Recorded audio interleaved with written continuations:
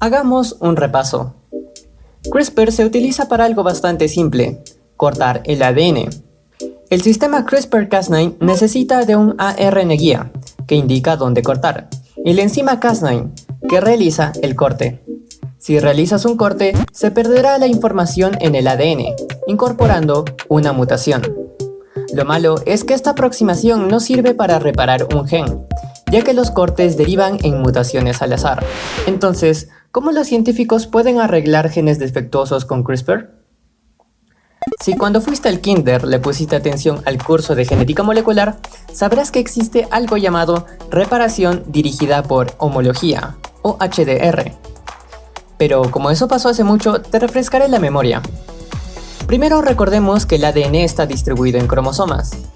Podríamos decir que los cromosomas van emparejados, y cada pareja posee la misma información, pero en diferentes versiones. Un set completo de las versiones la hemos heredado de nuestro padre, y la otra de nuestra madre. Resulta que cada pareja de cromosomas se le conoce formalmente como cromosomas homólogos. Aunque en humanos se puede hablar de cromosomas homólogos en pares, otros organismos pueden poseer más juegos completos de cromosomas. Esto se ve más en plantas. La reparación dirigida por homología ocurre cuando hay un corte de doble hebra en el ADN. Ya sabemos que un corte puede dar origen a una mutación. Por ello, las células traen el ADN de la versión alternativa, contenida en el cromosoma homólogo, y la utiliza como plantilla para reparar el daño. O sea, si se ha roto el ADN heredado del padre, se utiliza el ADN heredado de la madre como plantilla de reparación y viceversa. Si realizas el corte con CRISPR-Cas9 y falsificas una plantilla de reparación, puedes insertar o reemplazar la información contenida en el ADN. Este es el fundamento de la edición genética con CRISPR. Sin embargo, lograr esto es complicado, y es la forma más imprecisa de usar CRISPR. Si de por sí, solo algunas células recibirán el corte, solo una fracción de estas integrarán correctamente la plantilla. A esto hay que añadirle que la reparación homóloga solo ocurre cuando las células cumplen ciertas condiciones. Por ello, existen bastantes artículos de investigación donde se busca mejorar la eficiencia de integración. Aún así, existen problemas adicionales que no se pueden evadir si quieres editar varios genes o loci al mismo tiempo. Los vectores virales, que son los transportadores más comunes para terapias génicas, poseen un límite de capacidad. Cada ARN guía, que indica un sitio de corte, ocupa un espacio pequeño. El gen de la enzima Cas9 es un espacio mayor, pero solo se requiere una copia. Y donde empieza a haber problemas es con las plantillas, ya que cada una ocupa un espacio mínimo bastante grande.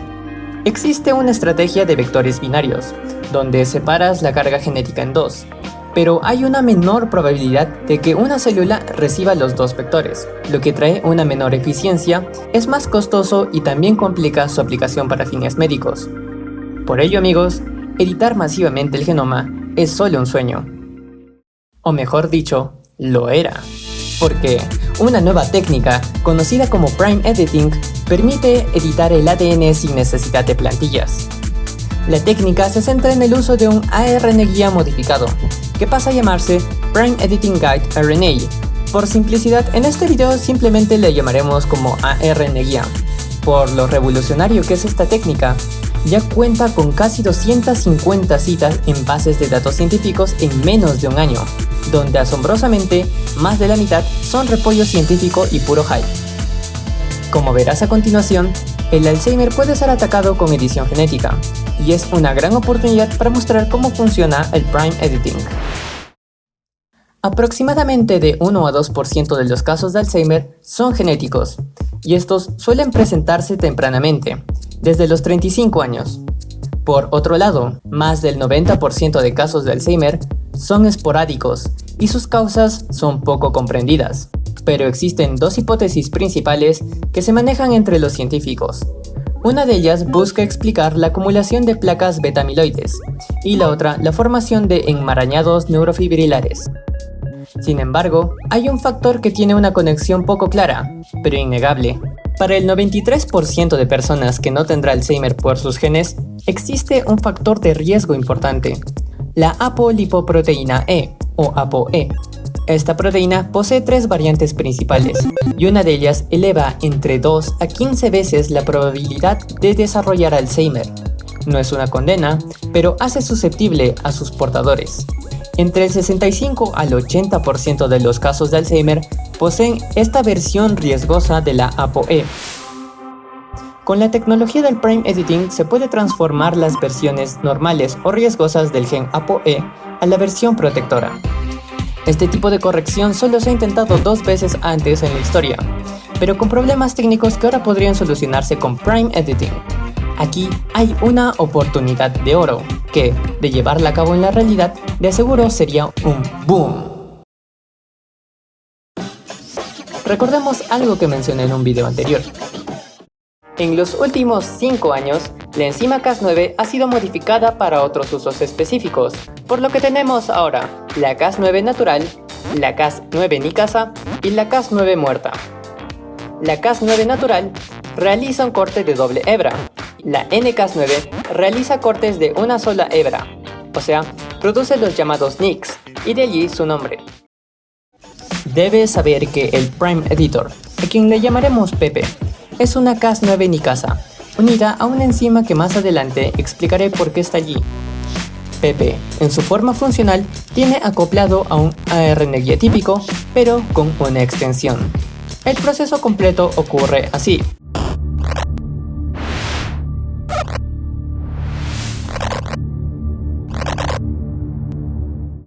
Veámoslo paso a paso.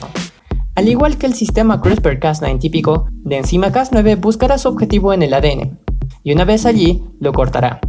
Como Pepe es una nicasa, solo cortará una hebra. Seguidamente, la parte conocida como cebador o primer se acopla por complementariedad a la hebra cortada. Luego, la transcriptasa reversa sintetiza la región conocida como la antilla de la transcriptasa reversa.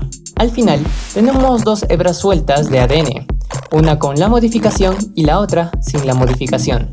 Estas lucharán por quedarse, pero la hebra sin modificación tiene preferencia porque complementa perfectamente con la hebra no editada.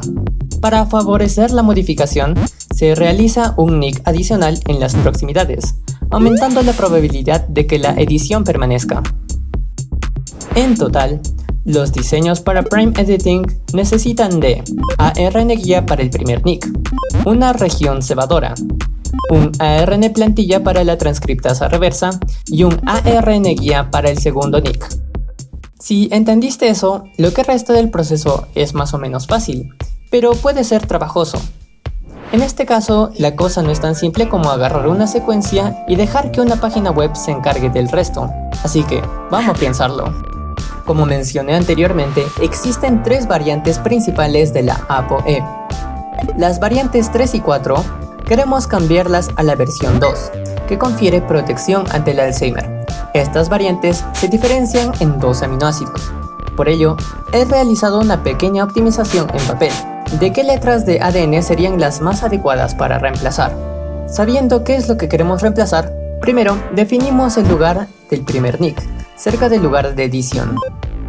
Para la región cebadora es fácil, ya que es igual a una fracción de la cadena complementaria. Experimentalmente se sabe que entre 10 a 15 pares de bases de longitud es lo ideal, mientras más corto, mejor. La plantilla debe contener la modificación, y es la porción que va después de la región cebadora. Finalmente, el segundo nick puede estar sembrado o no. Si está sembrado, significa que responderá únicamente si el Prime Editor hizo anteriormente su trabajo.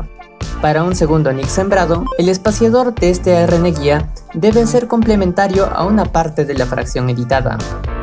Como pudiste ver, el proceso de diseño para Prime Editing es más complejo, pero es mucho más sofisticado y permite hacer cosas que antes no se podían, gracias a que el sistema de edición genética con Prime Editing entra fácilmente a cualquier vector viral, pues ocupa mucho menos espacio. Solo falta definir el método de entrega a las células del paciente. En este caso se tratan de neuronas, y como tales, me gustaría dedicarle un video completo a la manipulación genética para neurociencias. Así que este video se queda en un continuará.